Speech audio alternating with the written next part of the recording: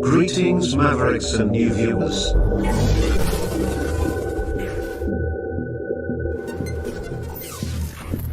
Tonight, direct and live from the Maverick News Network World Studios.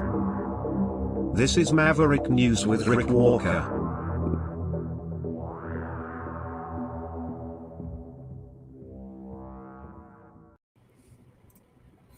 Hello, everyone. Welcome back to the Maverick News channel. Running a little bit behind tonight. We had a little bit of a delay just getting the streams all set up, but I think we're in business. So we can bring you today's top news stories, and lots of them, as like I said yesterday, the ceasefire in Gaza seems to be cracking.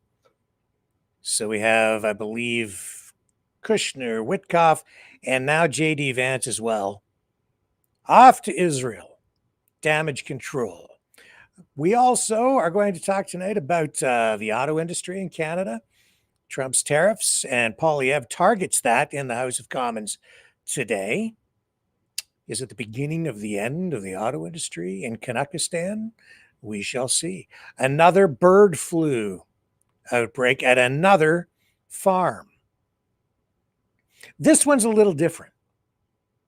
I'll tell you why later in the broadcast. So stay with me. We have a lot of things to unpack, a lot of things to go over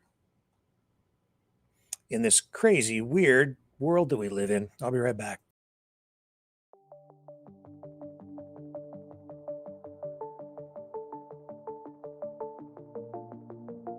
Greetings, brave Mavericks. Our quest for truth continues. We go beyond fake news. Together we expose propaganda. Together we pull others out of rabbit holes. We are Maverick thinkers. We are all unique individuals, defenders of individual rights and freedoms, credible, trusted, grounded in reality. Maverick News, Maverick News. Defending free speech, Donate at freedomreporters.com. Do it now. Tomorrow may be too late. Maverick News. The world is watching.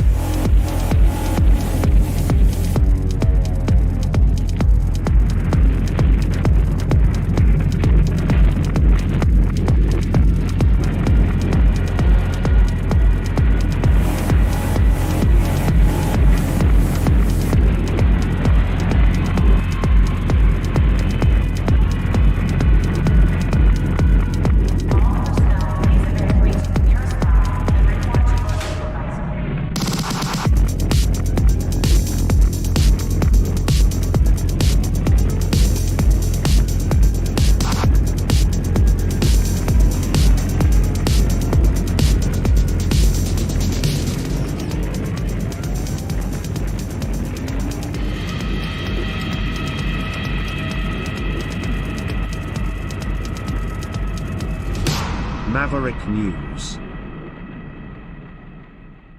The world is watching. And so are you. And thank you for that. Let's start things off tonight in Canada. House of Commons, I think, because I think Poilievre, I haven't actually watched this yet, so we're going to watch it together on the fly. But the topic of conversation, Poilievre, leader of the Conservative Party, jumps right in and starts hammering away on the tariffs and the auto industry. So let's pick this up. Pretty important. I had a couple of people call me over the last couple of days just to ask questions and discuss what's going on with Stellantis and the factory in Brampton and the plans to move some of the production, Jeep Compass production, to the U.S. Big concern. Where's my clip? Here we go. We need Polyev. Come on, Pierre, where are you when I need you? You're right over here. Let's pick up question period. We'll start the broadcast tonight this way, but don't worry, we'll get to this new bird flu outbreak. We'll update you on that too, because I know that is a topic of extreme interest for many people here in the Great White North. Oral questions, questions orales, the Honourable Leader of the Opposition.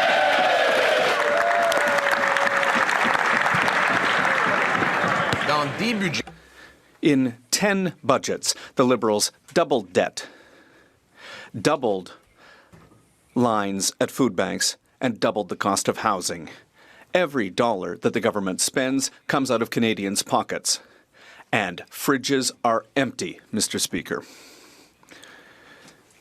Has the government learned the costly lessons that its deficits and taxes increase the cost of living? And will they reverse these inflationist policies in their budget? The Honourable Government House Leader. Mr. Speaker, we'll be talking about those issues quite a bit in the coming weeks, but last week the Leader of the Opposition questioned the independence of our legal system, of the police, and the integrity of police officers, the police officers who put their lives on the line to protect us. Today he has the opportunity to make amends in an honourable way before this House. In the next 30 seconds, the Leader of the Opposition has the opportunity to make amends. Will he do that? The Honourable Leader of the Opposition.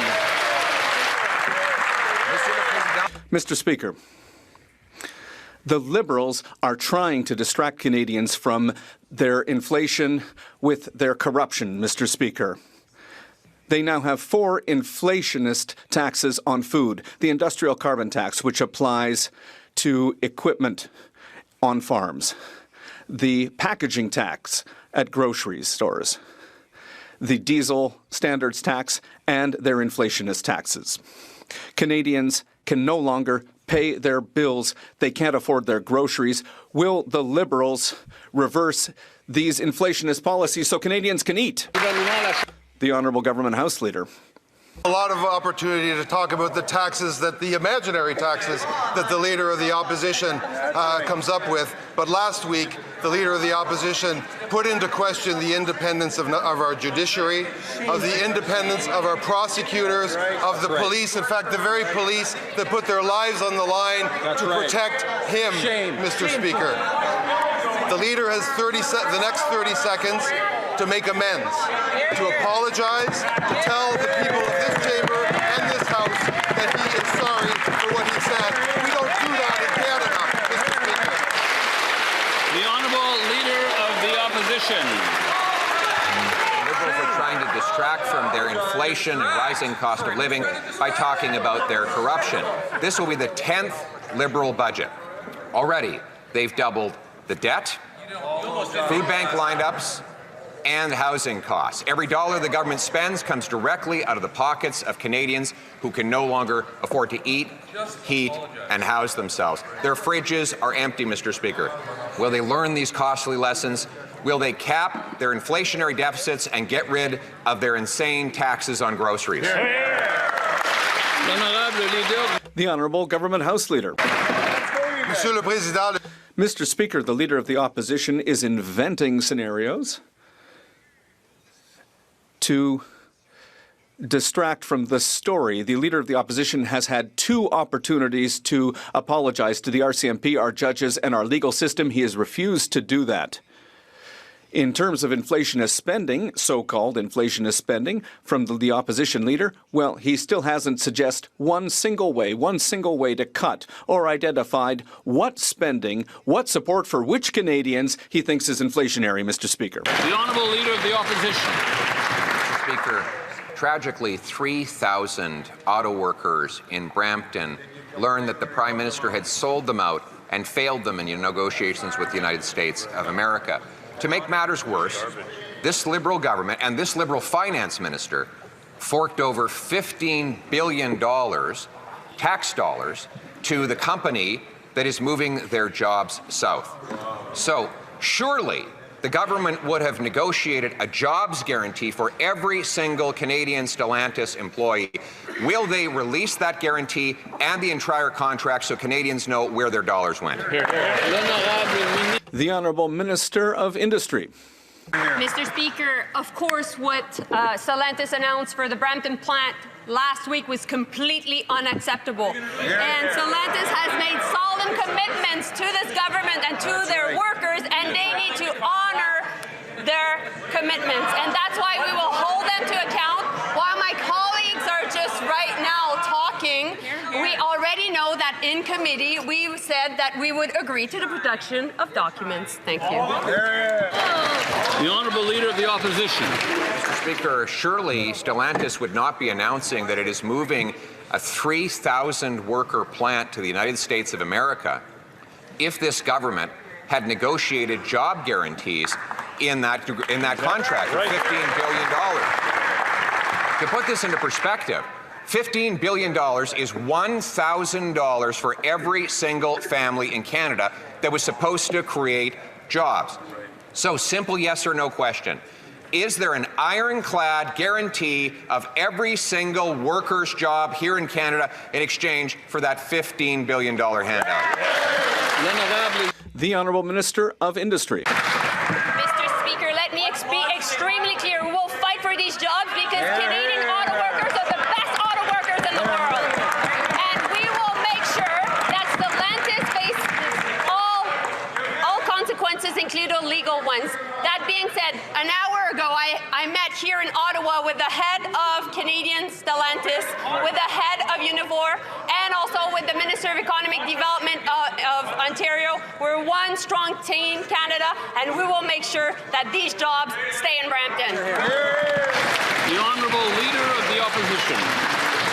Mr. Speaker, still no answer. It was the finance minister, the present-day finance minister, who is in charge of a $500 billion forthcoming Liberal budget that was the one who signed this deal. And amazingly, barely 2 years after he signed it and forked over 15 billion Canadian tax dollars, the company receiving it is moving the jobs to the United States of America. That minister claims she might take legal action. She can't do that unless there's actually a job guarantee. So will she tell us, yes or no, does every Canadian Stellantis worker have a job guarantee? The Honourable Minister of Industry. Mr. Speaker, when this government negotiates contracts, they're good ones. And so my colleague will have the chance to see these contracts. That being said, we will make sure to put full pressure on the company. These jobs need to stay in Brampton. These jobs need to stay in Canada. And ultimately, the future of the auto sector is bright, and we'll continue to fight for it. The Honourable Member for Saint-Jean. Okay. Hang on. All right. So that's pretty heated. This is serious stuff.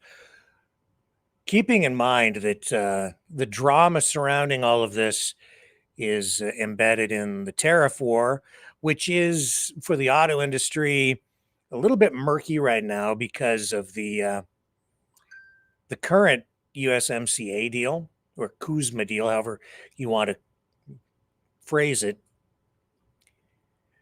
because the free trade agreement still takes precedent over the tariffs. So mostly the autos are still flowing back and forth across the border without these major tariffs in place, as I understand it. But with Trump shifting on this issue from day to day to day to day, it's hard to keep track of exactly where we are actually at. That being said, extreme concern about what is likely to happen. Doug Ford, Mark Carney, and now Melanie Joly, all saying that Stellantis has made commitments. They're saying that they do have plans for that auto plant in Brampton, which was originally an American Motors facility. Then, when AMC was swallowed up by Chrysler, it became a Chrysler production plant. which was actually one of the reasons Chrysler wanted to take over American Motors to begin with back in the day. But that was quite a while ago, and the auto industry has changed a lot since then. It's this is dicey. The auto industry has been one of the engines that has driven the Canadian economy, and especially the Ontario economy for decades. Certainly since, the 1950s, 1960s, all through the 70s, and especially after the signing of the original North American Free Trade Agreement. If the auto industry goes the way of the dodo bird, Ontario is facing some pretty tough decisions. This is also why I have been saying, if this is what we can expect from the Trump administration in terms of the way they want to trade, then we should, I believe, and I'm editorializing, take the 16 F-35s that we've committed to buying. We're contractually obligated to do that. And then buy the Gripen fighter jet from Sweden. And part of that deal involves producing it here in Canada, assembling it here. So that would replace some of those auto jobs. That would get us over the hump and into a new era and give a bit of a cushion there while the industrial sector, manufacturing sector in Canada is given some time to adjust and shift its focus. This interview the other day on, I believe it was CP24. I'm going to bring this up for you here. This is, CP24 Breakfast Television. And this is an interview that was done with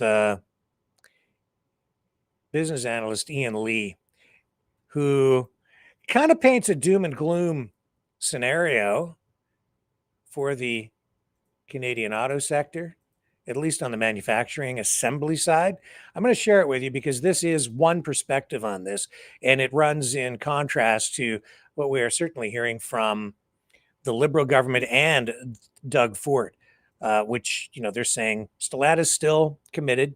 And I should point out that Stellantis has said that of those 3,000 jobs, 1,500 of those jobs in Brampton are going to be transferred to the Windsor assembly facility because they're actually going to reignite a third shift there. So that offsets some of this. At least that seems to be the plan at the moment.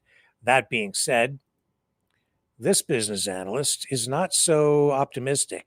He's concerned that Canada is going to lose access to the United States, the biggest auto market, the biggest, well, I don't know if it is the biggest market anymore, but certainly one of the biggest auto markets in the world. Carleton Sprott School of Business.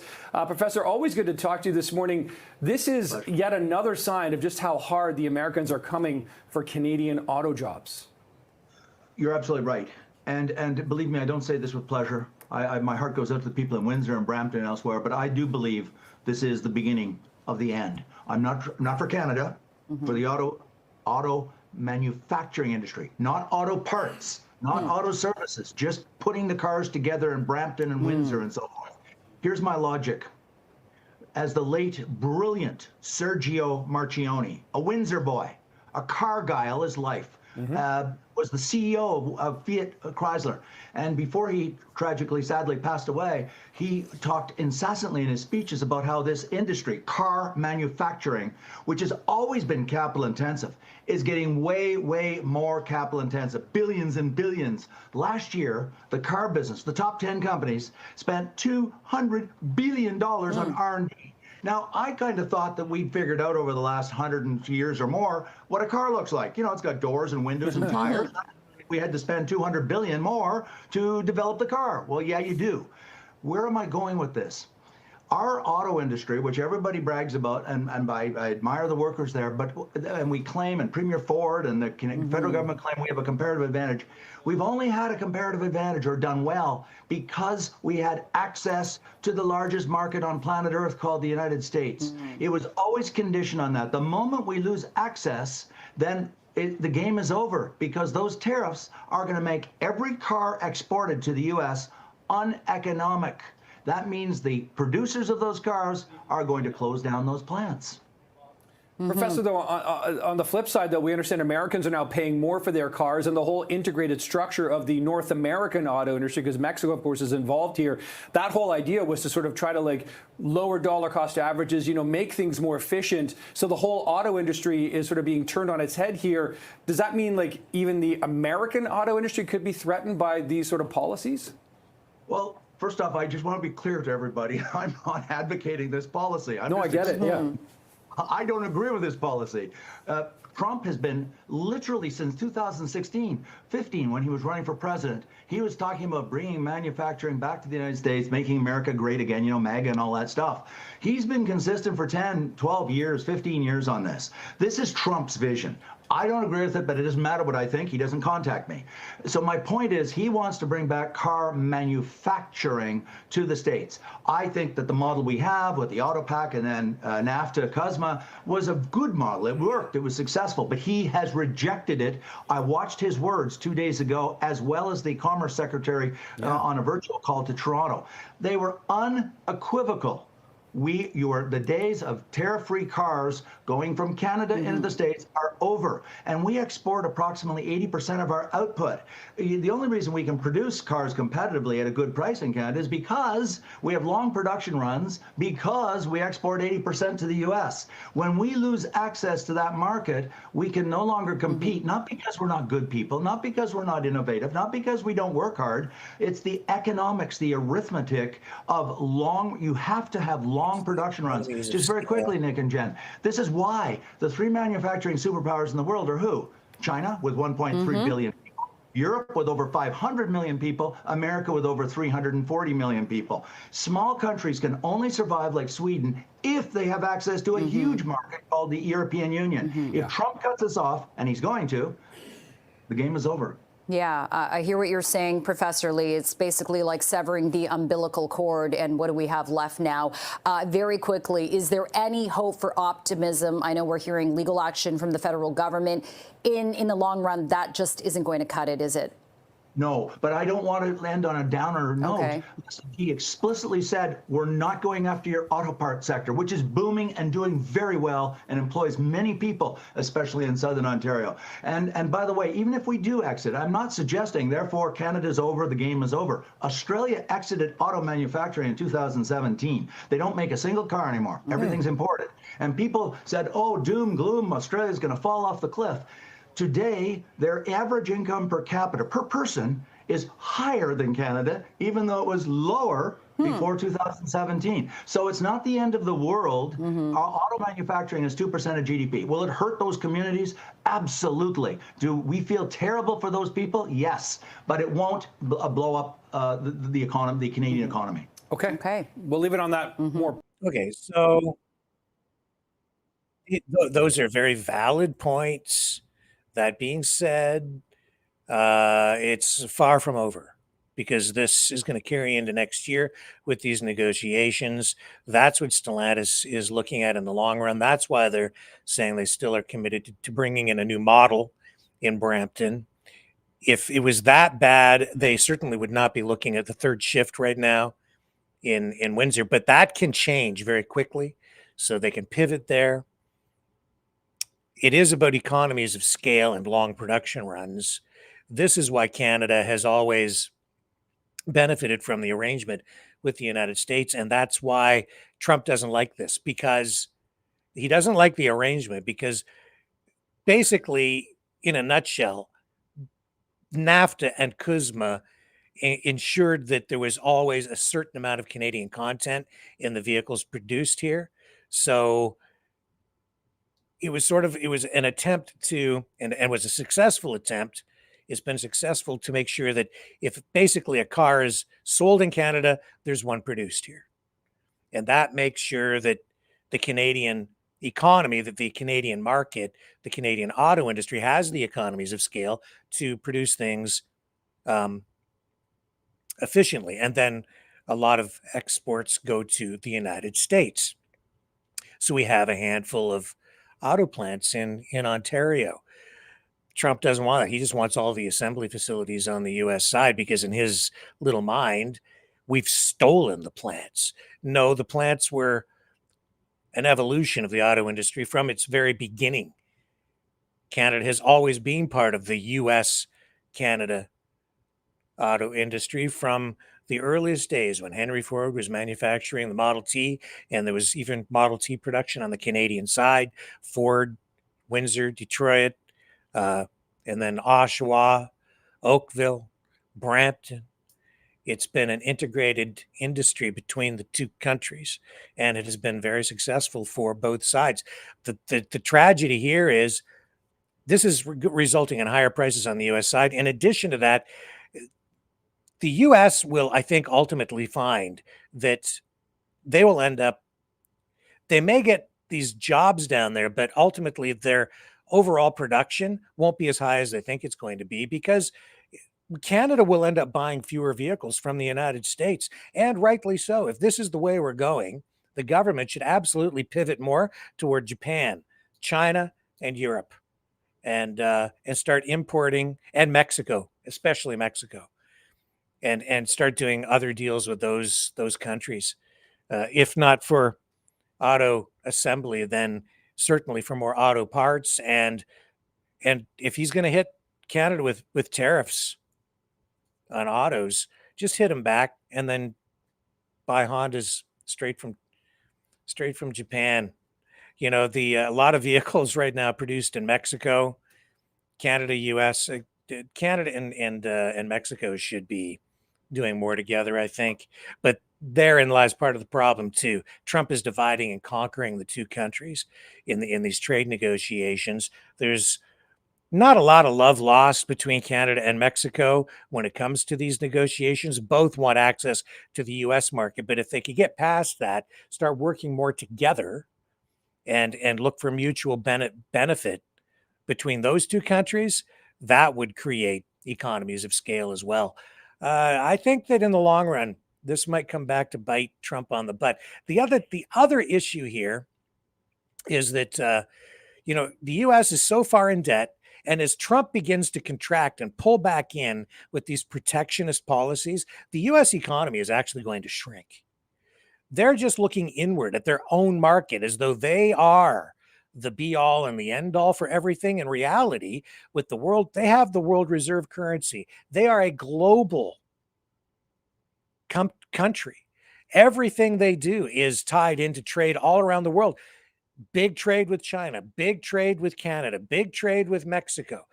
You start contracting, the U.S. economy is going to contract, and they have a massive debt to pay off. In the long run, I think Canada would be foolish to really hitch our wagon to a country that is focused inward, that has debt on a scale that is global.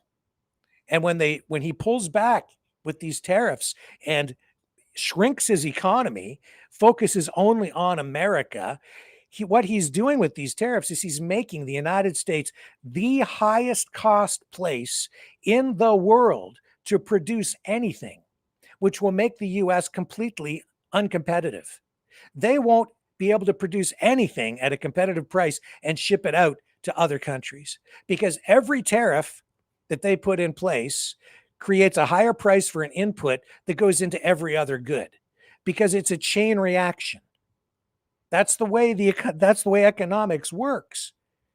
If he puts tariffs on anything, even on a car, or if he puts tariffs on pens, every pen that a business buys, if it's 50% more, that is a cost to the business that gets passed on to the consumer. And it amplifies itself all through the economy. These tariffs, and because Canada is caught in the middle of this, and Mexico as well, he's making North America the highest cost place in the world to produce. This means that China is going to eat the United States lunch, and they're already doing it. I think the Chinese economy is now larger than the U.S. They're more efficient. They have most of the production over there. This is a fool's errand that he is running. It might seem like it's a good idea, but in the long run, it's gonna come back to bite the U.S. on the butt. Everybody's still looking at the U.S. as the market to be in, but they're not thinking far enough down the road. This is not wise. Canada needs to rethink and reorient to other markets, and we will, out of necessity. And it won't be the disaster, I think, in the long run that many fear. That being said, I have to say, and this is just a personal observation from some phone calls that I've taken, not just from one person. This is, a few different people. But, it's a couple of people even from out in Western Canada, and I'm not going to name names here, but there's a certain anger and even meanness that is sort of running as an undercurrent with some people right now. A lot of people, for a lot of different reasons, I guess. But as people were talking to me about this issue, the auto industry and tariffs, there was this.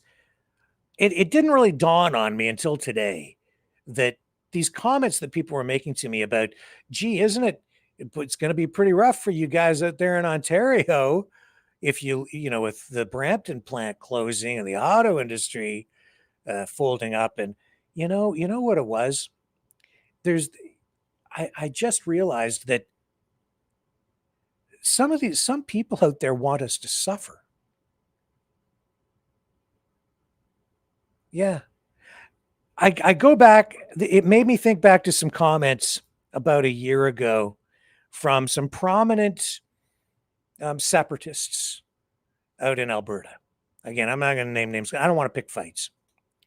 But I was shocked like a year ago to hear comments on social media from posts from some of these separatists saying that they really want people out east to suffer. They want to break away, and they want the rest of Canada, especially in Ontario and Quebec and the Maritimes, to suffer. As though we have some sin to address. It's strange. And there's it's a couple of people that called. They didn't come right out and say it over the last couple of days, but it's almost gloating in a subtle sort of way that, they're almost glad to see this happening in Ontario with these challenges to the auto industry. Like they want us to suffer. It's disheartening. I don't understand it. It's very un-Canadian, but they don't want to be Canadian. At least a couple of people that I talked to, I guess. It's sad. It's not right, and I think it's misguided. It's I think a symptom of a larger problem, largely with social media and these political propaganda campaigns aimed at people to really break the country up. It's almost like a psyop. Self-harm. Yeah, self-flagellation. And in this case, it's, trying to find blame within. This is happening because of one man, Donald J. Trump. Not really just one guy. It's a movement, especially on the U.S. side, but he's at the head of it. He's certainly, the figurehead. And it's happening because of him and his movement to Canada. And yet some people here are cheering for it. I guarantee you, Alberta, if they break away, the prosperity that people think they're going to get on the other side is not going to be there. It's not going to be what they think. They're not thinking it through to the end. But one way or another, us Canuckistanians were a pretty resilient bunch. We've survived all this time in the face of U.S. competition and even, a little meddling and monkey business from time to time when it comes to the future of the country and Canadian sovereignty. And I'm still optimistic that all of this stuff in the end will work out. Canada has cards to play. We're a pretty robust, powerful economy unto ourselves. Stay with me. We'll be back on the other side with more top stories from today.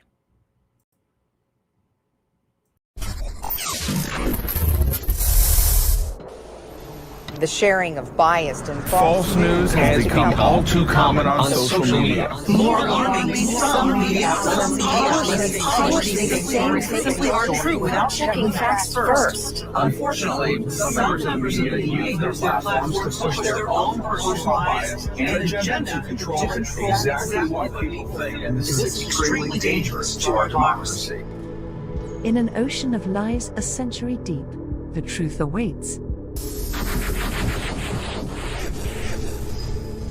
Choose not the red pill. Choose not the blue pill. For both are an illusion. Discover the power of M.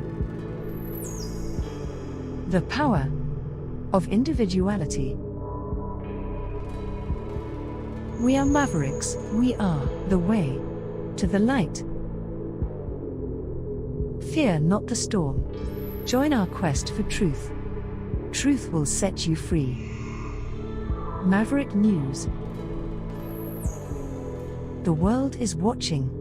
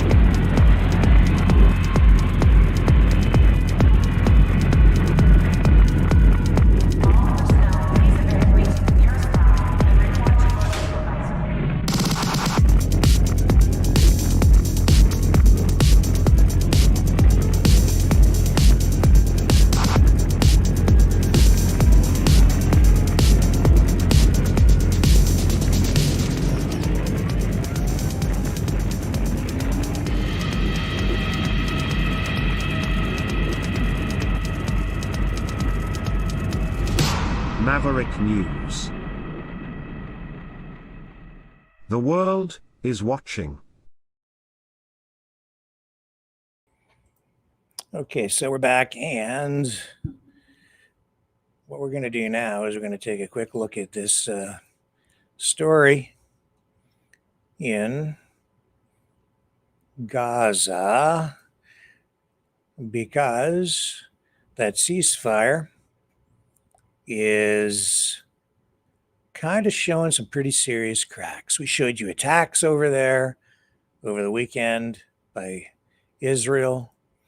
As some of these armed people were seen crossing the yellow line, I think that it is. And now we have J.D. Vance heading off to Israel, along with, I believe it's Jared Kushner and Steve Witkoff. They're heading over there to initiate Gaza ceasefire damage control. This ceasefire, delicate is the word being used to describe it by some. It's still, it still seems to be sort of in place if you count having people shot and bombs being dropped, part of a ceasefire. But that's really what's been happening over there. Even though Palestinians, a lot of them are returning home. And then we've seen over the weekend as well that these promises of letting aid trucks in have not really been fully realized. Israel accused of still holding a lot of the trucks carrying aid back. Israel has accused Hamas of already violating the ceasefire deal by withholding the bodies of the remaining deceased hostages, thought to have died during or after the October 7th Hamas attack in 2023. Hamas says the return of the remaining bodies is going to take some time due to all the destruction in Gaza. After Hamas-linked gunmen were seen carrying out, or at least appeared to be carrying out, a public execution in Gaza earlier this week, Trump then turned around and threatened with this, saying, if Hamas continues to kill people in Gaza, which was not the deal, we will have no choice but to go in and kill them. Saying, though, that if that happens, they won't have to use U.S. troops. There won't be any U.S. troops with boots on the ground. In fact, I've got that clip right here from Trump saying, no, he has other countries that will take care of Hamas, Israel, and others. Here's the president. Just following up on that question, when you say we are going to eradicate Hamas, who is we? Does that include American boots on the ground? No, it won't be on the ground at all. We don't need to, because we have many countries, as you know, signed on to this deal. The way I view it, 59 countries, and unanimous. There's never been, nobody ever believed us. Countries that 4 months ago didn't like each other, and now they're all aligned together. I mean, we've had countries calling me when they saw some of the killing with Hamas, saying we'd love to go in and take care of the situation ourselves. In addition, you have Israel would go in 2 minutes if I asked them to go in. I could tell them, go in and take care of it. But right now, we haven't said that. We're going to give it a little chance, and hopefully there will be a little less violence. But right now, you know, they're violent people. Hamas has been very violent. But they don't have the backing of Iran anymore. They don't have the backing of really anybody anymore. They have to be good. And if they're not good, they'll be eradicated.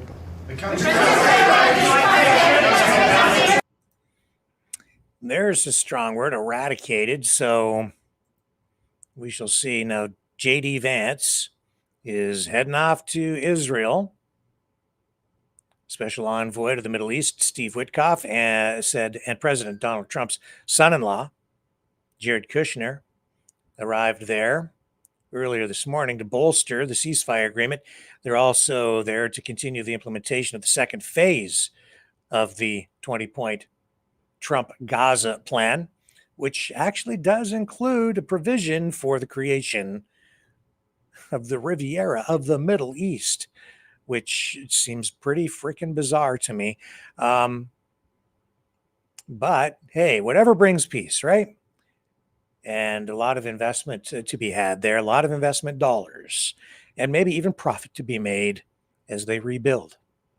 Vance has acknowledged the negotiations are going to be complicated, and U.S. officials are urging caution as this whole thing continues to play out.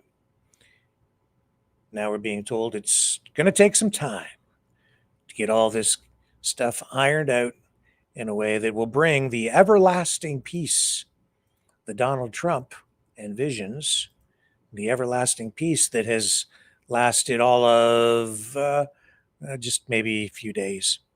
Here's ABC. Let's listen in for a moment. Under pressure, Israel and Hamas are accusing each other of violating the truth with violent strikes. Foreign correspondent Tom Sufi-Burge is on the scene in Israel. Good morning, Tom. Good morning, George. President Trump saying that U.S.-brokered ceasefire in Gaza is still in place. And this morning, American mediators Steve Witkoff and Jared Kushner rushing to Israel for urgent talks, touching down here in the past few hours because the fragile truce between Israel and Hamas collapsing over the weekend during a nearly 12-hour period. The IDF accusing Hamas of killing 2 of its soldiers Sunday in a surprise attack from a tunnel. Hamas denying involvement, but Israel retaliating, saying it targeted Hamas in a wave of airstrikes right across Gaza. 44 Palestinians killed in the violence, according to the Hamas-run Gaza Health Ministry. Israel stopping the flow of all humanitarian aid into the Gaza Strip, but this morning allowing aid trucks to cross once again. Now, over the weekend, Hamas returning 2 more bodies of dead hostages, so 12 returned over the past week, but 16 are still unaccounted for, including the bodies of 2 Americans. In Gaza, some recovery efforts underway amid the monumental destruction there. The next stages of this deal are still complex and unclear. Robin. It is. All right, Tom. Okay. So that was ABC. This thing's far from over. I don't know. Do you call that peace? And then I've seen conservative influencers, MAGA. I'll say MAGA influencers. I don't think MAGA is truly conservative.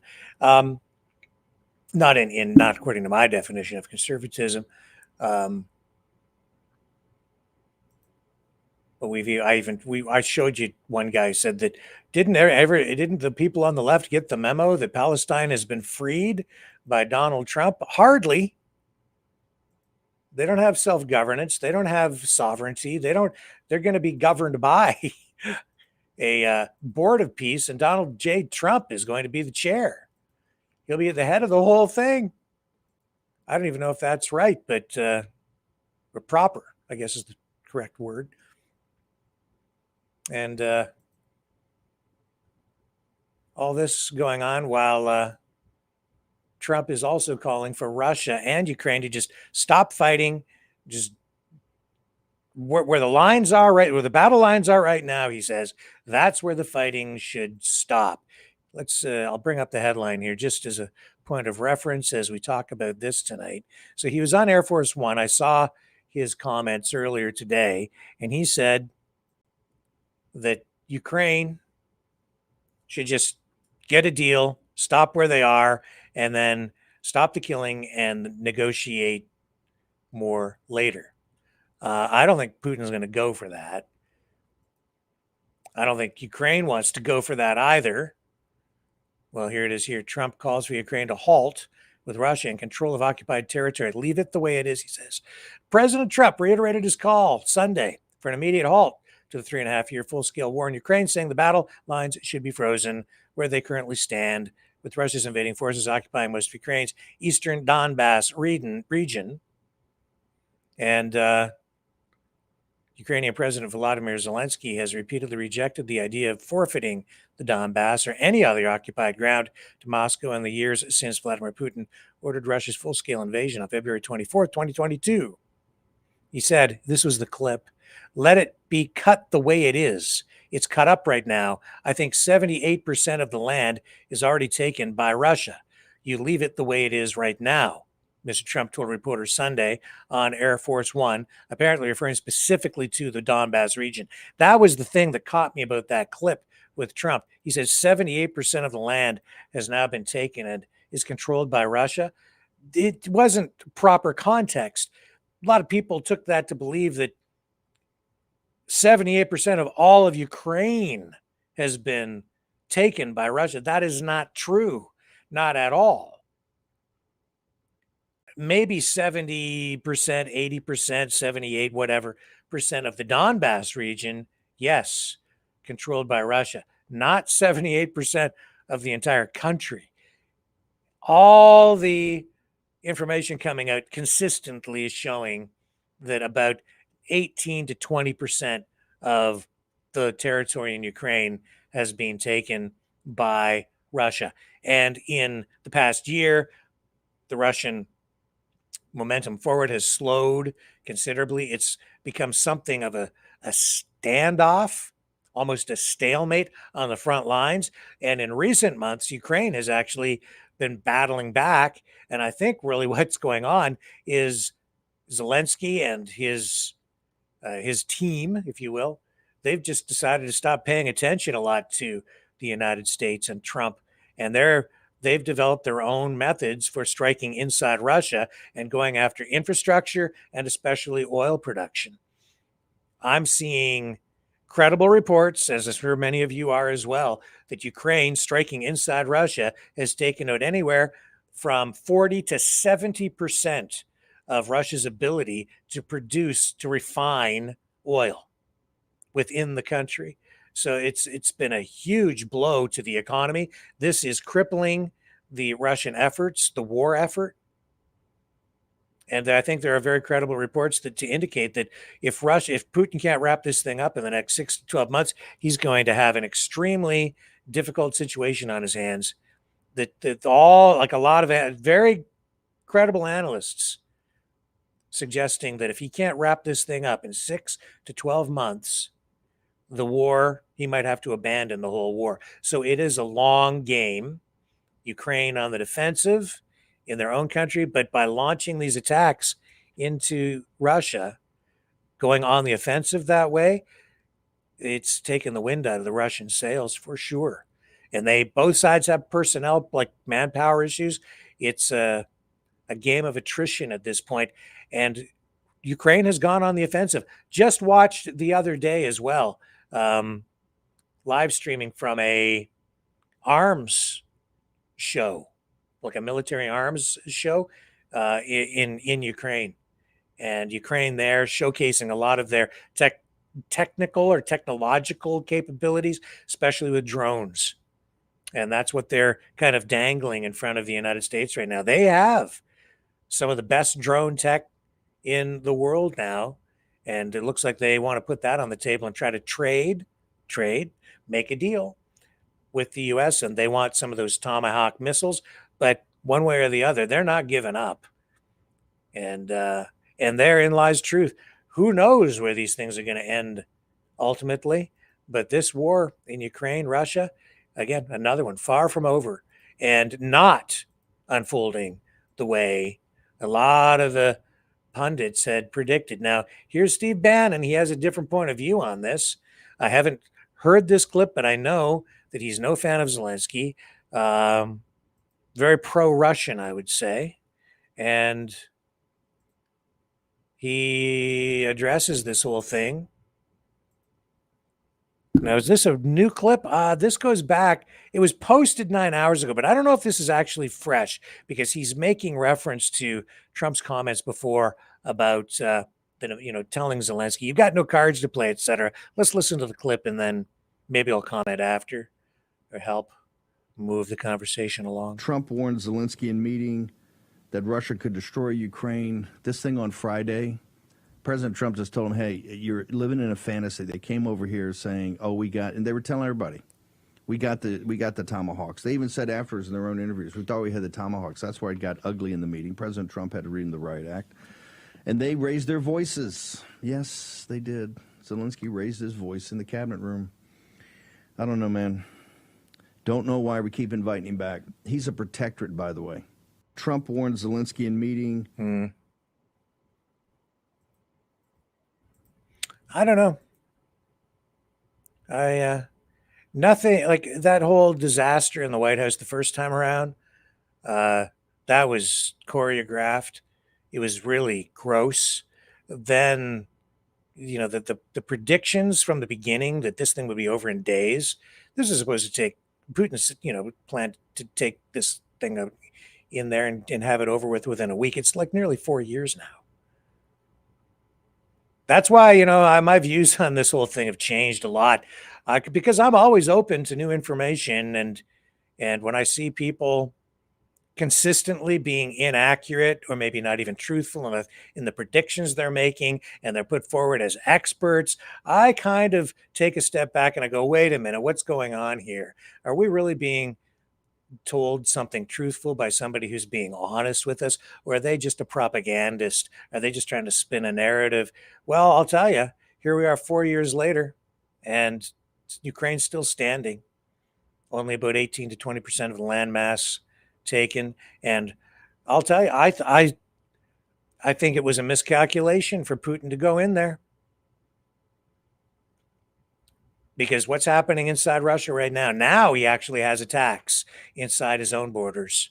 So Russia is facing maybe even an existential threat. And then you can analyze that any way you want.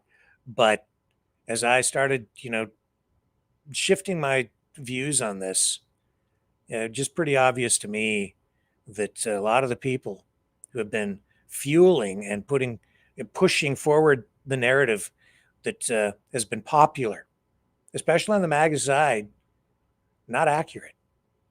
There's real serious distortions there because Ukraine's still here and they weren't supposed to be. Take it for what it's worth.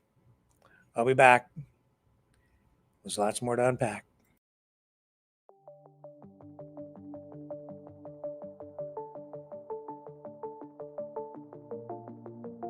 Greetings, brave Mavericks. Our quest for truth continues. We go beyond fake news. Together we expose propaganda.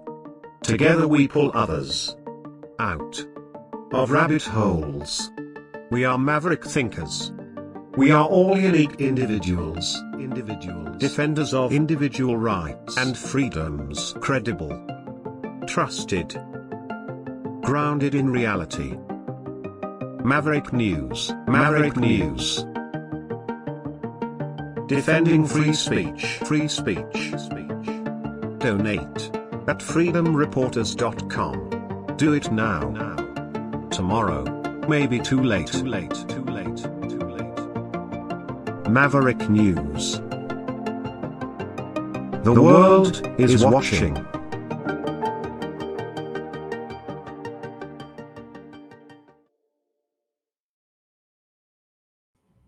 Okay, and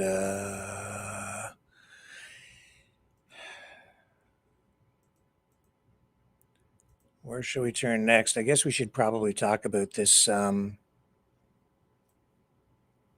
story out of Atlanta, where the authorities are saying they prevented today a mass shooting. Let me share with you. At the airport, a man's family tipped off police who found an AR-15 assault rifle with 27 rounds of ammunition in his truck parked outside Hartsfield-Jackson Atlanta International Airport. They say that the authorities say they averted a tragedy there. They found this AR-15 assault rifle, 27 rounds of ammunition in the man's truck parked outside the airport. Billy Cagle, 49, arrested on suspicion of terroristic threats, criminal attempts to commit aggravated assault, and firearms charges, according to police. Not immediately clear if he has a lawyer to speak on his behalf. Investigators working to identify a possible motive. The authorities say the man arrested has mental challenges, but no other details released on that. And then on a social media post on Facebook, Cagle, I guess, posted, "I told my kids if anything happens to me, sue. They can get $50 to $100 million. Yeah, that doesn't seem quite right. Cagle's family alerted police in Cartersville, northwest of Atlanta, that he was allegedly live streaming his plans on social media.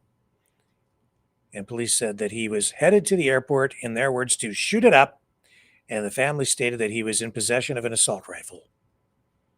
What we didn't know is that Mr. Cagle had already arrived at the airport. So anyway, they got this guy. Potentially tragedy averted. So there's a good news story, I guess. Or maybe a bad news story with a less than tragic end.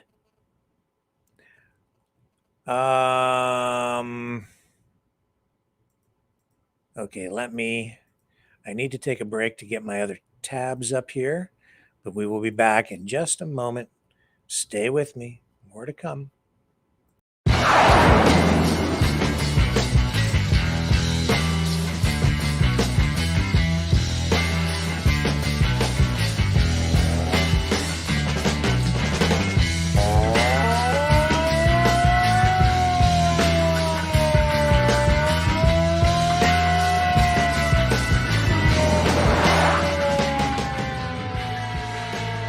Maverick News. Fighting for freedom.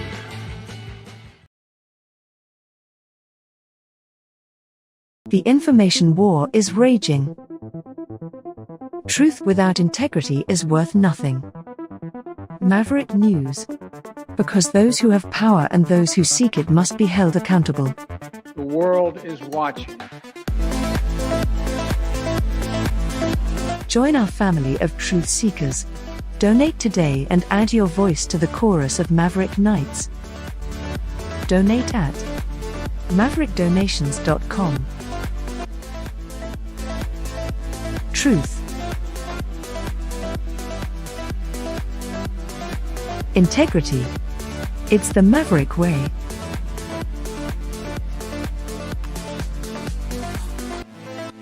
Maverick News. The world is watching.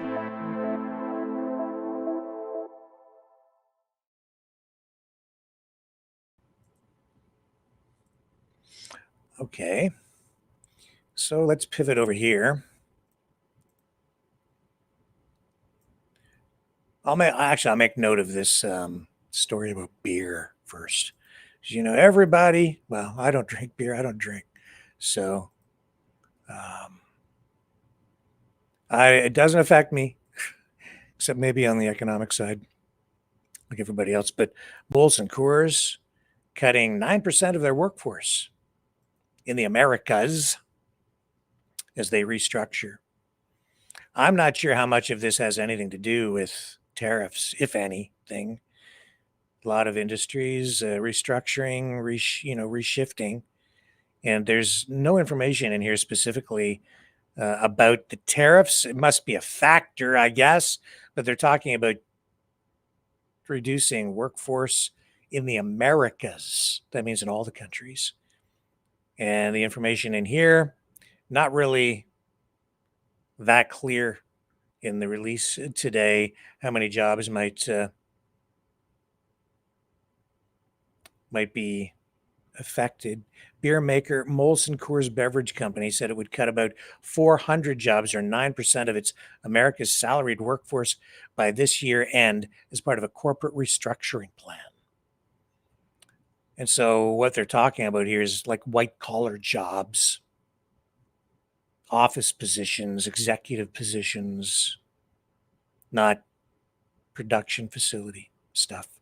So even though you're seeing this headline, a little bit of clickbaity, I wouldn't get your undergotchis in a knot over it. We're not going to suffer that much over that one, I don't think, at least not yet. So all is well for the moment. We will survive in the long run. And I'm not sure about these birds, though, out in this other farm. This is Butterfield Acres. This is in Calgary, Alberta, or near Calgary, Alberta. I think it's said to be Calgary, Alberta. It's a petting zoo, temporarily closed out there. Very popular place, I understand, where they do a lot of events through the year, including like some Halloween seasonal events. So this is closed because they have had 9 cases of avian flu in birds. So Alberta Health Services, along with federal regulators, and Primary Care Alberta, notified Thursday about these 9 poultry cases of avian flu at Butterfield Acres in Foothills County. Now, as I say, this is not just a farm, it's also a petting zoo. And officials are saying the facility was closed voluntarily from October 13th to 17th, and a formal order issued by AHS October 17th. So what I'm seeing here is a farm that has been complying and following rules. And the farm has to stay closed until the conditions of the order are met, and until public health inspectors and medical officers of health deem it safe to reopen. Now, I'm not sure exactly what kind of farm it is. I don't think like it's a major chicken operation, but they have some chickens there. It looks like it's chickens that have been infected with the bird flu. But they're not, at this point, I'm not seeing any indication that they're calling for a cull. I'm not sure how this one's going to unfold. I'm going to have to dig and get more information for you in the days ahead. Here's their Facebook page. But see, I don't know if it's a food production facility or if the chickens are just part of the petting zoo. So you go to their Facebook page and you see here, where I find like you on Facebook, and they have these posts. Butterfield Acres has had 2, it's now 9, confirmed cases of avian influenza in some of our birds. Out of an abundance of caution and in alignment with veterinary and public health guidance, we've temporarily closed the farm to protect the health and safety of all animals and visitors. There's the poster that they made with a couple of cluckers help us protect our animals. Well, the birds, if they're chickens, are not likely to survive. We shall see. And if it's only, I just don't know. And there isn't any indication here as to, how big the place is. So I'm going to have to dig and get more information about it. I just became aware of it as we were coming on live tonight. And then I thought, well, let's find out how widespread this whole bird flu thing is across the country. So here is Inspection Canada with some stats on bird flu outbreaks across Canada. Alberta has 9 premises. I'd like to pick the phone up, but I am live on the air. 9, British Columbia 2, Manitoba 3, New Brunswick none, Newfoundland, Labrador 0, Nova Scotia 0. There's 1 outbreak currently ongoing in Ontario, 1 in Prince Edward Island, 4 in Quebec, 4 in Saskatchewan. Yeah, 2 in British Columbia, 1 of them being at the Universal Ostrich Farm. We've seen some pretty weird stuff over the past few days. And as I've said, I think, the whole environment out there is changing. You're now getting some more people beginning to ask serious questions, going beyond just the emotion of got to just save the ostriches no matter. No, some people actually beginning to ask some very valid, serious questions about what has really been happening out at that ostrich farm in Edgewood, British Columbia. We're not going to spend too much time on it tonight because we've given it, I think, more coverage than, honestly, it deserves. What I am going to do, though, is I did a sort of a test broadcast with Michael Bader for the upcoming People's Party of Canada State of Our Nation Gala, which is going to happen on November 1st. We will be the official live streamer of that event because, as I mentioned, we will give everyone a voice here, and we would do the same thing, honestly, for any political party. But we're doing it for the PPC, and I'm certain you won't see that on mainstream media. So we're going to have it here, November 1st. Looking forward to having that on our channels. It'll also be running through the PPC State of Our Nation website. And we did a test broadcast, and Michael kind of gave us, again, a little preview of an update on what's going to happen and talked a little bit about the party as well. So what I'm going to do now is I'm actually going to run that sort of impromptu test interview that I did with Michael earlier today. I'm going to share it with you now, and we'll come back on the other side and continue with other stuff when we wrap up with this.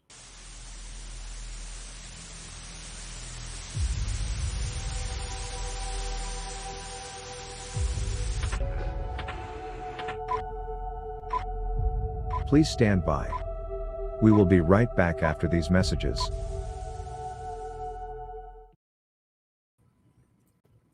Okay, I'm here with Michael Bader of the PPC, and we're just doing another test broadcast, so don't expect anything too exciting here, folks.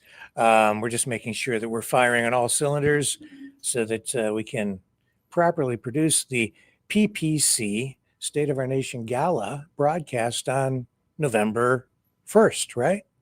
Yeah, that's it. Thanks very much. And also, we're taking the opportunity. We've been looking, we've asked a few special guests, and we've got our first one coming back. So you're the first to know that Randy Hillier is going to be joining Rick with the pre-show, hanging out for a bit, and then we'll get festivities started, and they're going to kick it off. So don't forget, it's November 1st.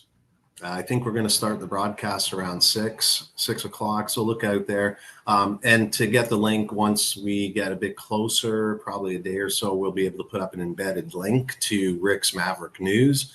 You can also follow it, which what we're testing today is on my Facebook, my X, my Rumble, and YouTube. We're going out to 1 million channels for Rick too. So our choice, our premier choice is pretty much Rumble. So we'll be putting that on the stateofournation.ca website. And you know what? If you can't make it, because you live in BC or you're out of town or something, we do have a few people that are down on their luck. And every single year we've had 2 to 7 tickets donated by people that couldn't make it, wanted to support the cause, and get that really good feeling of getting somewhere there who deserves to be there, but just doesn't have the means at the moment, Rick. Yeah, which is a very thoughtful thing to do, I think. And I'm thinking you should go check your YouTube or your X or whatever platforms you want to just make sure it's running properly for you, Michael. My feeds are all working. The ones. All right, we're going for a check here on X, and I don't know if it's broadcasting or not, but I've got posts here. Sorry about that, guys. I'm a little bit new at this. Last year we hosted it. It was pretty tough, and we're blessed to have Rick here to help us out. So I don't know. We can. I don't know if I'm going live on X. I can see it. I see you. It's live. Oh, that's great. Oh, wait a second. No, that's my channel. All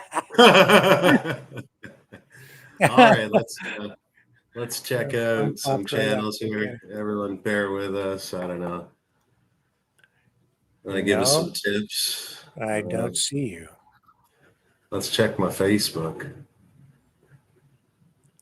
No, I am not going live to the places I scheduled live.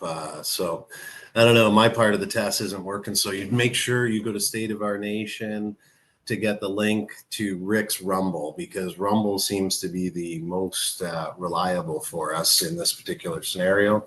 And I'm trying to go to Love Rumble and YouTube. So we're going to check out Rumble now. Bear with me. Let's see. How do I go to this? Did I put your Rumble up? I don't remember putting Rumble in the system. Well, that would explain why potentially it's not here. I can add it later. Oh, yeah. You're kind of... I think, yeah, we've got some people. We have one person on Rumble. Thanks very much for joining my Rumble chat. We're going to have the big show on November 1st, around 6 p.m. Eastern time. So you guys out in the East Coast, it's going to be a bit of an afternoon thing, or West Coast. So it looks like Rumble's going on. Let's check out YouTube, Michael's YouTube, see if we got anything going on there. Yeah, so it looks like I may not be going on X unless we figure this out. I can't tell if I'm going on Rumble or not, but yeah, thanks for bearing with us. Whoever's on here, it's going to be a great event. All the details are at stateofournation.ca. It's our 4th annual. We're really excited. We've got a bit of election fatigue going on, but it doesn't stop us from keep plodding ahead and getting ready for the next one. And just in case you didn't know, there are rumors there could be a snap election after the budget.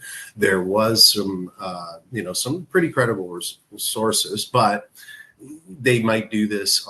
You judge it for yourself. So we get a couple of calls about Elections Canada looking to rent facilities, like they did in the election. So basically kind of doing a step they would if there was going to be an election. But then, another source said, it's a standard procedure. Anytime you have a minority government and a budget, which is automatically a non-confidence vote, they're prepared just in case, right? Because if something changes last second, they got to scramble. So you can take it for what you will. It's not as hot a signal as I was giving everybody before the last election. If you followed me for the month before, when it was starting to heat up and the sources were really starting to point to that snap election. So I don't know what I'd place it at. Both sources are reliable. They both making sense. I don't know. We'll see. We're ready in Burlington for a snap election. We're always ready to get that Carney guy out of there. That's for sure. We got to change it. If you guys sent me to Parliament, I would do everything I possibly could to fight for our rights and our freedoms. The priorities right now, Rick, I don't know about you, but have you seen C8, C9, and C2? They're basically, they're delegating or taking away checks and balances from just taking you off the platform. Boom. Yeah, I can check Rick's email. I can shut him down. I get his bank records, read his actual snail mail, which is, wow, that's never ever happened where you can go into someone's mail without a warrant or something. So we're really looking at some government overreach when priorities really should be crime. And as much as I don't agree with the CPC a lot, because they're always like 10 years behind what really should be done, and they don't speak up, in my opinion, when they should. I am pleased that they did put the crime bill out, and I would be voting for that. You get me into Parliament, they put out a bill like that, I read it, I don't see red flags like all these liberal bills. I'm voting, I'm on it. I don't really care who I'm aligned with, as long as you're aligned with the correct moral values that will help everyday Canadians and their struggles, make them feel safer in their houses, put more money in their pockets, and let's stop the mass immigration. You send me to Parliament, I'm going to be voting with whoever does that. I don't care if they're a Green Party. If they're putting a bill like that together that's going to stop crime, have castle law so Rick can protect himself if some crackheads break into his house with weapons, I'm all on board with that. I just want to see a better Canada. That's really what it boils down to. And even Rick and I don't agree on everything, but when we do, hey, we hang out together, we're going to do it, right? And we do it in a respectful way, right? Like, yeah. I mean, if we agreed on everything, I don't know, we either be in a cult or twins, like, like, you know what? That's actually something when Max was on the program the last time, there were a couple of issues where I challenged him, and you know what resonates with Max for me is that he said that's okay.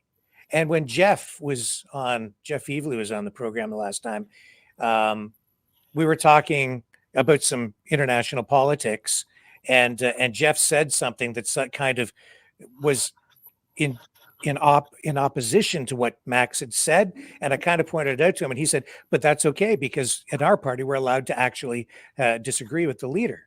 Not that it was like a major disagreement, but it just highlighted that you can still have these conversations even with the leader of the party without, fear of having your political head lopped off, right? So that's the thing that with Max, you don't get that with some other parties where you can have even internal debate in even a more public way to visit these issues. Well, we all I think the most beautiful thing about social discourse, in which we've really missed now because of the identity politics and all the DEI and everything splitting us up, is having those conversations where, Rick and I don't agree on Ukraine. I don't know if you've changed your stance, but I mean, we talk about why we feel that way. And if it resonates, it resonates. But if it doesn't, it doesn't. And then you listen to Rick from my perspective, and I'm like, well, I kind of understand where you're coming from, but I weight this differently this way. This piece is more important to me than that piece. And that's okay, because that's what Parliament's supposed to do. And these bills like C9 and C8 are just delegating our elected voices off to some committee. And now a committee can just push a button, and there goes your internet. You're cut off from work. You're cut off from, being able to pay bills, things like that. And that's really scary. We need to get back to the point where we can talk civilly, work through things. I mean, sometimes nobody's perfect, right? We try. That's why we talk, right? Rick sees something I don't see.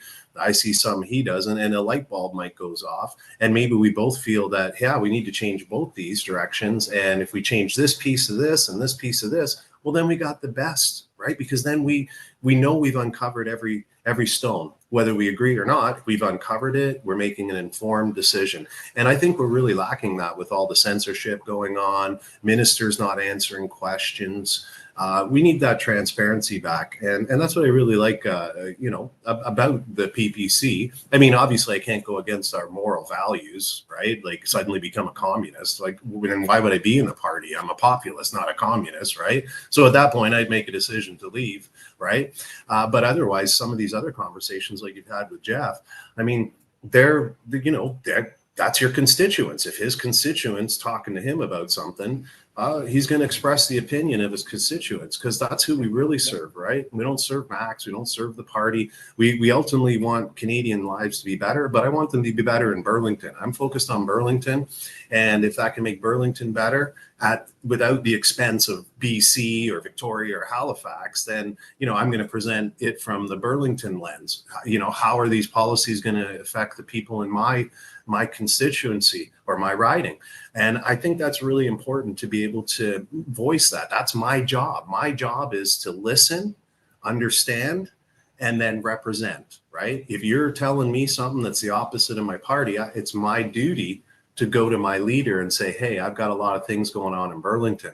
And then Jeff's like, well, that's opposite of what's going on in Sydney here. And then somehow we would find a compromise, right? That's, as much as Margaret Thatcher said, compromising leads to communism. You do have to have some type of compromise, some type of listening. And that's what I really appreciate. And I'm really looking forward to hearing Jeff's speech at the State of the Nation. We've got Vincent Geerses. I'm not sure you had him on the show yet, but he's been doing some great work. Helen Gur. And, with what's been going on with the break-ins and this and that, I'm really looking forward to hearing a veteran police officer who's retired, that he was there. He knows this. He's seen it for 32 years. He's seen what it's happening now. And I think that'll be great. And then our other buddy, one of our candidates, Stephen Mack, the guy always cracks me up. So we just thought, why not just let the guy have 10 minutes and see if he can, make the entire room laugh like he makes us laugh. So I'm really looking forward to it, Rick. And you're taking a lot of stress off us in the room so we can focus on the cameras, the sound, and the event itself. So really looking forward to that. Cool. Okay, well, let's sign off from this, and then we can check to see what has actually worked for these feeds and what hasn't, and then we can see if we can fix any problems that are still there. That sounds good. All right, we'll be back, folks. See you a little later on the Brightleaf Innovations is excited to offer our newest investment opportunity, the Turn Easy Bed Storage Solution. Turns with a touch, spins all the way around. Every little thing you need is easy to be found. No more clutter, no more mess on the floor. Just spin it, reach it, you don't search anymore. Turn Easy Bed, spin your world around. Storage made simple, the best you found. Shelves your way, keep the mess away. Charge it, store it, night or day.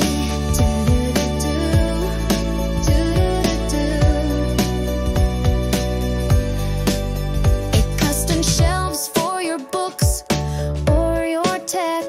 Cozy space for your treasures to protect. Built-in power when you need to recharge. Smart design that makes your bedroom feel large. Turn Easy Bed, spin your world around. Storage made simple, the best you found. Shelves your way, keep the mess away. Charge it, store it, night or day. Designed and developed by Brightleaf Innovations, proudly Canadian and patent pending in North America. Turn Easy Bed transforms how you live. To learn more about this innovative new product idea and exciting investment opportunity, call 519-784-0222 or visit brightleafinnovations.com. Well, how is that for a behind-the-scenes look at how a special news event is produced? Riveting, wasn't it? I thought the conversation ultimately led to something productive. So thank you to Michael Bader for doing that with us today, and good conversation. And there's more of that to come in the days ahead. And again, November 1st. 6 p.m. Eastern is when the broadcast begins. We will be carrying live, front to back, top to bottom, bumper to bumper, the People's Party of Canada State of Our Nation Gala, the big annual event.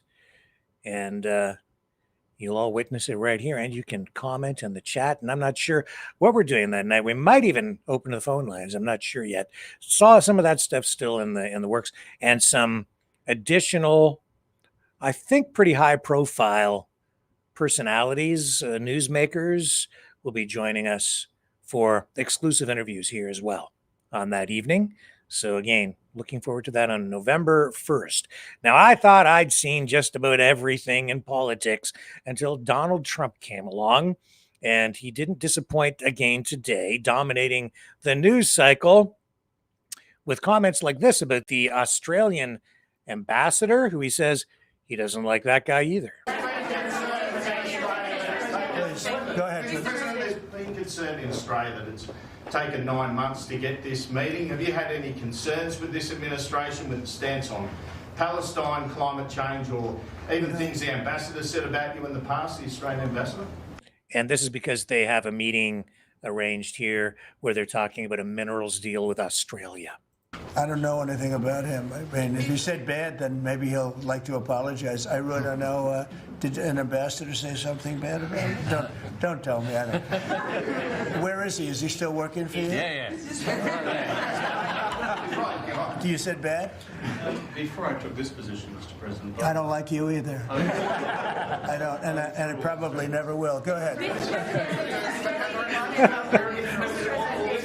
No, you what? Go ahead. Behind you, President. He's so blunt. He doesn't even know the guy. Good, very effective ambassador, right? Yeah, very diplomatic. Now, again, I thought I'd seen everything or just about everything in politics, but no, over the weekend, another new low from on high as Donald Trump unleashed loads of poop on protesters, pooping on the protesters, the No Kings protesters. Speaker Mike Johnson asked about it. And this was his response to the video of Donald Trump in a fighter jet. This, of course, AI generated. We ran it for you yesterday. It floored me. I was like, you've got to be kidding me. But no, it really happened in the AI world and in the world of social media. That the President of the United States over the weekend released a video of him pooping on the American people. The President uses social media to make the point. You can argue he's probably the most effective person who's ever used social media for that. He is using satire to make a point. He is not calling for the murder of his political opponents, and that's what these people are doing. I mean, they're in one of these photos. I think there's a picture of the President hanging in effigy by a noose on one of these, one on the far end. I mean, it's unconscionable. Look, America is built on the idea of free speech. You have the right to protest. Of course, we jealously guard that. I mean, Chip and I are attorneys. We've defended that right in the courts. But what they're doing right now is different. They are trying to incite violence. It's not funny. You don't mock a president who has already had 2 failed assassination attempts on his life. This is not a game. And the idea that communists would be supporting this is unconscionable to us. I think, again, America is deeply divided, and you're getting bad actors on both sides. And the country is in a really bad place right now, where we've been hearing a lot of talk about even a possible civil war. And I pray that that does not happen. I really, really do. Hang on a second here. I have to cue this up for us this evening. The hard drive is lagging. One moment while the computer catches up.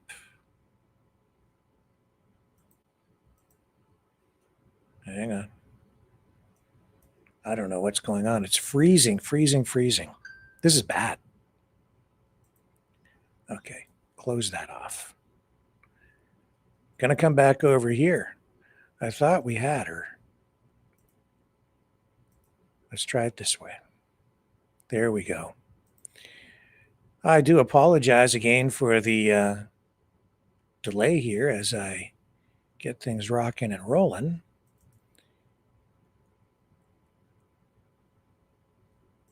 Okay. So, because Donald Trump posted that AI generated video of pooping on people from on high in a fighter jet, obviously fake. You know what?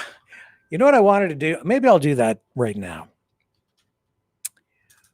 I wanted to, you know that song, It's All Fake, that we put together with Maverick and the News Brothers? I wanted to go over the lyrics on that.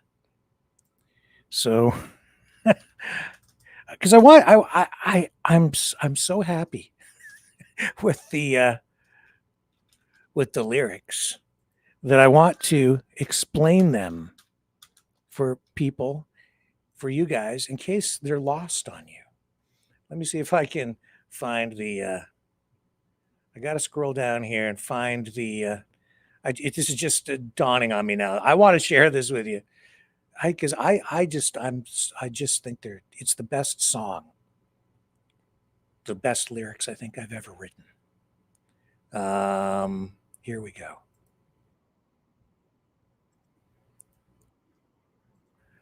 Make sure I get the right version.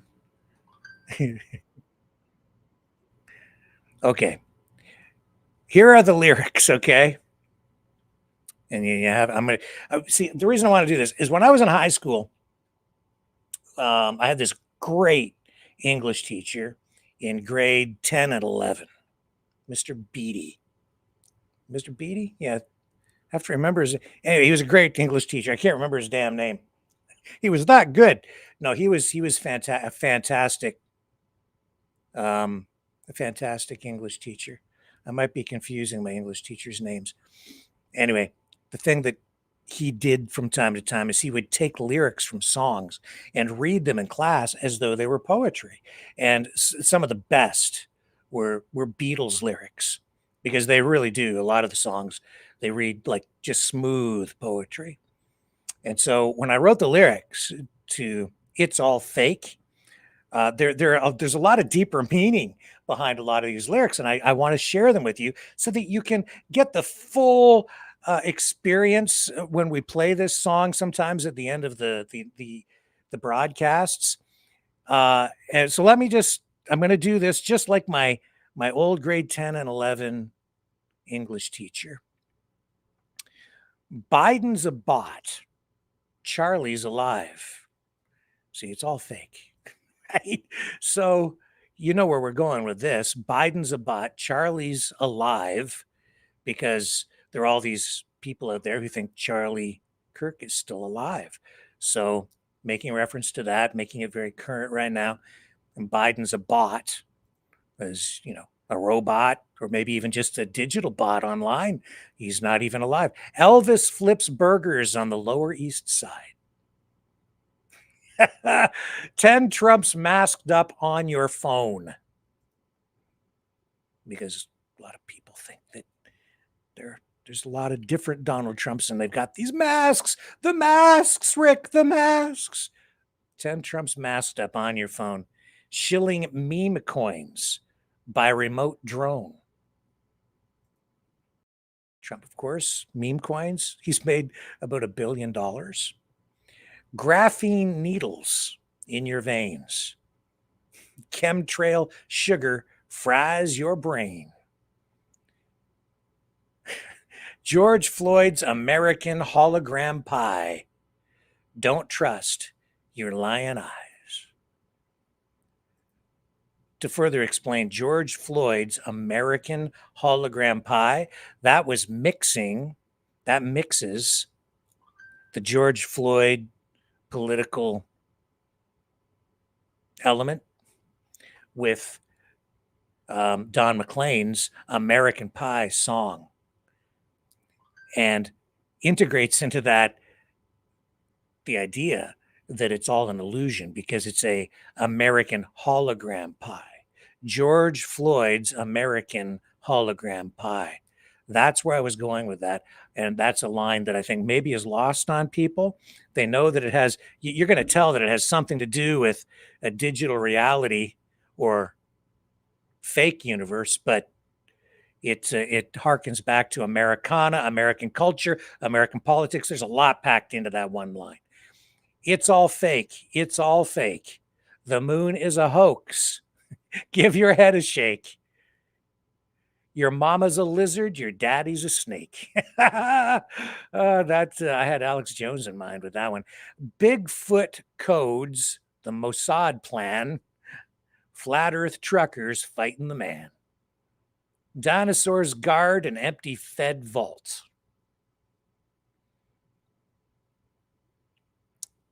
Truth is dead, and it's the media's fault. Conspiracies are real. Let it sink in. Time travel JFK is president again. 9/11's a VR game. The elite cut deals in the devil's name. Think Epstein. Think all of the people who think all of the evil comes from the elites. Maybe even code for Israel. It's all fake. It's all fake. From the jab to the pills that you take. It's all fake. It's all fake. The Pope's in a bunker with Q as his mate. Your phone's a snitch. Your dog's AI. The king eats penguins in conspiracy pie. No doubt in Antarctica down in a tunnel. JFK Jr., Cobain, and Tupac. They ain't dead. They're all coming back. It's all fake. It's all fake. Every headline, every handshake. You look at the diplomacy going on in the White House today. It's all fake. He doesn't like anybody. But he's maybe the most honest of all while being fake, if it's even the real Donald Trump. Anyway, I digress. It's all fake. It's all fake. FBI, CIA, KGB, ABC. Are you awake? Don't believe your lying eyes. It's all fake.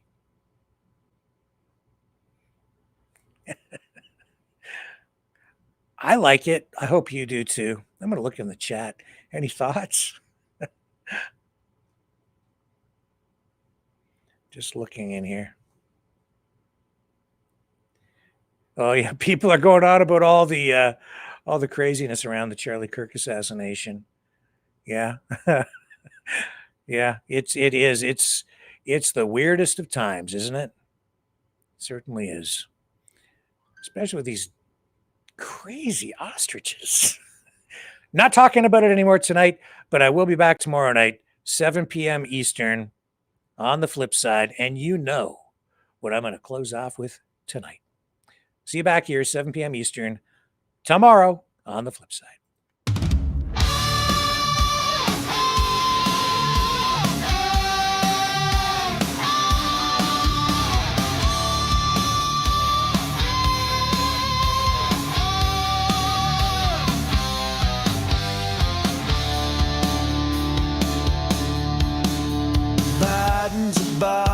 Charlie's alive. Elvis flips burgers on the Lower East Side. 10 Trumps mask up on your phone. Shilling mean coins by remote drone.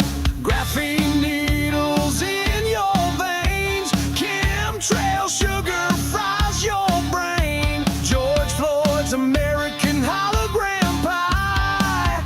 Don't trust your lying eyes. It's all fake. It's all fake. The moon is a hoax. Give your head a shake. It's all fake. It's all fake. Your mama's a lizard. Your daddy's a snake.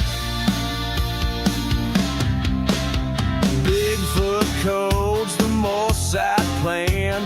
Flat Earth truckers fighting the man.